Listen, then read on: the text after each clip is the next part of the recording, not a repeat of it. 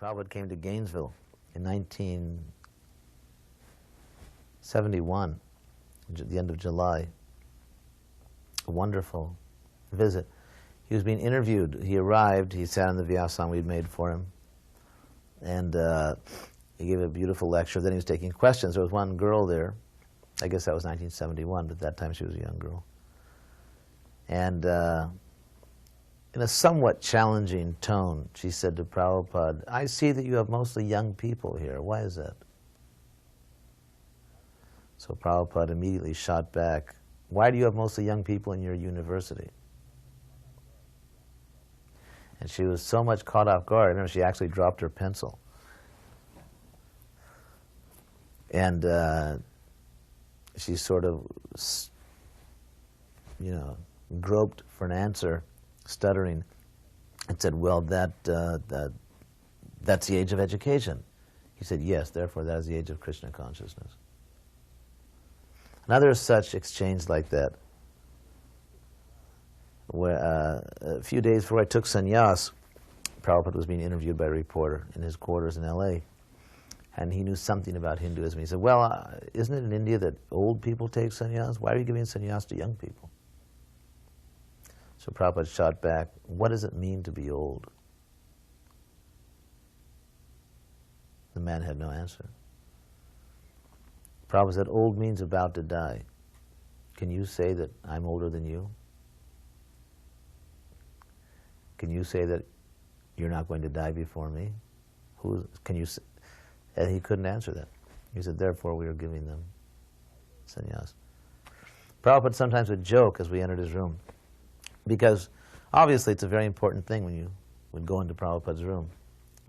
I always considered it to be the most important event to go to before Prabhupada.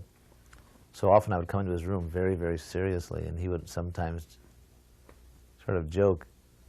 One time I came into his room in that very serious mood, and he looked up at me and said with mock seriousness, "Yes, what is your message?"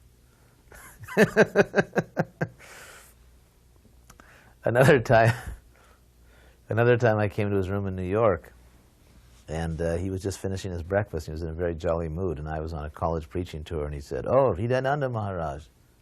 He said, "You were actually traveling and preaching. I'm just here eating."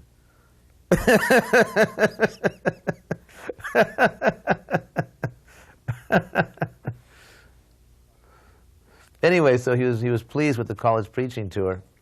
There's an interesting follow-up to that. He was pleased with the college preaching tour, and we talked about that for a while. So I was feeling very good. Prabhupada likes my program, and he gave me a little attention, so I was feeling very happy.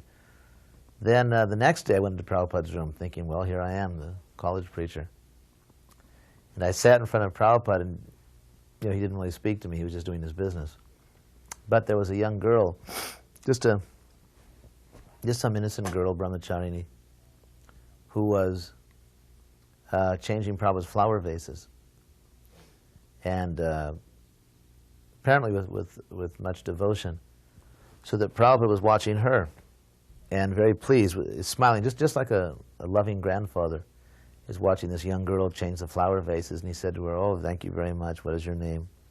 So that day, Prabhupada didn't have a word for me, but he was rather very pleased by the devotion of this young girl. So in ISKCON, I was the sannyasi, et cetera, and she was just some innocent girl, but she's the one that pleased Prabhupada at that time, because I was thinking I'm a sannyasi, and she was just an innocent girl serving with much devotion. So I never forgot that lesson also.